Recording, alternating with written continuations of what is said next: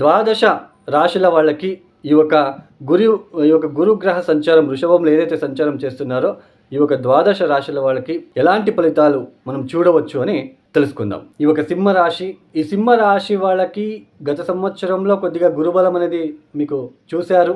అయితే ఇక 2024 మే 1వ తేదీ నుంచి దశమానికి వచ్చి సంచారం చేయబోతున్నారు గురువు గారు.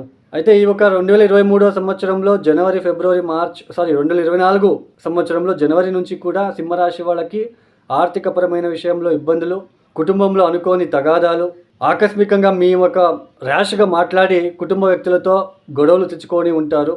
సో ఇవన్నీ కూడా కొద్దిగా డిస్టర్బెన్సెస్ ఫేస్ చేస్తూ ఉన్నారు. ఎందుకంటే ద్వితీయ స్థానంలో కేతు ఉంటున్నారు కాబట్టి సరైన వేళకి భోజనాలు లేకుండా ఉండడము, మాటలు సరిగ్గా మాట్లాడలేక ఇతరులని శత్రువులాగా చేసుకోవడము, ఆర్థిక విషయంలో ఇబ్బందులు, ఇవన్నీ మీరు చూస్తూ వస్తున్నారు. అయితే ఇప్పుడు దశమస్థానానికి గురువు వస్తున్నారు. దశమస్థానంలో కూర్చొని ద్వితీయ స్థానాన్ని చూస్తున్నారు, కేతువుని చూస్తున్నారు. సో మాటలన్నీ కొంచెం కంట్రోల్ అవుతుంది. ఇప్పుడు అంటే మీ ఒక వే ఆఫ్ టాకింగ్ చేంజ్ అవుతుంది, మాట్లాడే పద్ధతి చేంజ్ అవుతుంది, భోజనాలు టైం టు టైం చేయడానికి అవకాశాలు వస్తాయి. ఎందుకు? కేతు ఒక్కడే ఉన్నప్పుడు కేతుకి తలకాయ ఉండదు, అంటే హెడ్లెస్ శరీరం మాత్రమే, డైరెక్షన్ ఉండదు. నేను ఇలానే వెళ్ళాలి, ఇలాంటి సమయానికి ఇలాంటి భోజనం చేయాలి, ఇలాగే ఉండాలి, ఇలాగే పడుకోవాలనేది కేతువుకి ఏమీ తెలియదు.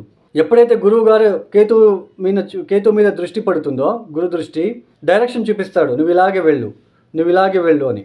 అంటే కుటుంబంలో చిన్నపాటి ఇబ్బందులు ఉన్నప్పటికీ అవి తగ్గుముఖం అవుతాయి. అయినా జాగ్రత్తగా ఉండాలి, ఎందుకంటే గురుబలం ఉండదు. సింహరాశి వాళ్ళకి ఈ సంవత్సరం గురుబలం ఉండదు. శని కూడా అంత బాగోలేదు, రాహుబలం లేదు, కేతు బలం అంత ముందే లేదు. సో సింహరాశి వాళ్ళు చాలా జాగ్రత్తగా మాట్లాడాలి. వ్యవహారం చేసే చోటు కూడా డబ్బులు ఖర్చు పెట్టే నేను ఎంత ఖర్చు పెడుతున్నాను, నాకు లబ్ధి ఎంత వస్తుంది అని ఆలోచించి ఖర్చు పెట్టాలి. ఇవన్నీ చూసుకొని మీరు చేసుకోవాలి. అయితే దశమ స్థానంలో ఆయన వృషభంలో వచ్చి కూర్చున్నాడు. వృషభ రాశిలో ఏ నక్షత్రాలు వస్తాయి?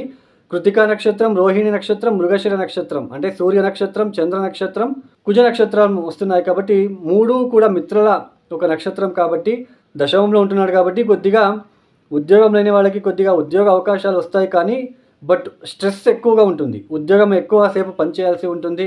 కుటుంబం నుంచి కొద్దిగా లైట్గా సపరేషన్ కూడా ఈ ఒక సంవత్సరంలో కనిపిస్తూ ఉంటుంది. కొద్దిగా ఎక్కడో ఒక చోటు కుటుంబం నుంచి కొద్దిగా దూరం అవ్వడం ఉద్యోగం నిమిత్తం, సో ఇలాంటివి, గృహ మార్పిడి చేసుకోవడము, సో ఇవన్నీ కూడా ఈ ఒక సంవత్సరంలో కనిపిస్తూ ఉంటుంది సింహరాశి వాళ్ళకి. సింహరాశి వాళ్ళు జాగ్రత్తగా ఉండాలి. గురుబలం ఉండదు. ఆర్థిక విషయంలో జాగ్రత్త, మాట్లాడే విషయంలో జాగ్రత్త, భోజనం చేసే విషయంలో జాగ్రత్త. అపవాదాలు వచ్చినా కూడా మీరు మౌనంగా ఉన్నట్లు కనుకైతే అవి ఏమీ చేయలేవు. మీరు ఎక్కువ రియాక్టెడ్ అవుతే మీకు ఇబ్బందులు తప్పవు. సింహరాశి వాళ్ళకి గురుబలం ఉండదు. అయితే ఉద్యోగంలో కొన్ని మార్పులు అయితే మీరు చూస్తారు. ఉద్యోగంలో అభివృద్ధి అనేది కనిపించడానికి అవకాశం ఉంటుంది. అంటే ఉద్యోగం దొరకడం లాంటిది, ఉద్యోగం దొరుకుతుంది ఈ సంవత్సరం మీకు. తర్వాత ఉద్యోగం చేసే చోట పని ఒత్తిడి ఎక్కువగా ఉంటుంది. సో ఇవన్నీ కూడా మీరు చూడాల్సి ఉంటుంది. కొద్దిగా డిస్టర్బెన్సెస్గానే ఉంటుంది ఈ ఒక సంవత్సరం. అయినా మీరు ఇబ్బంది పడాల్సిన అవసరం లేదు. దశాభుక్తులు చూసుకోండి. ఇప్పుడు నేను చెప్పబోయే పరిహారాలు చేసుకోండి. కురోపర శ్రీపాద శ్రీవల్లభ ఆలయంలో రుద్రాభిషేకం లాంటివి చేసుకోండి.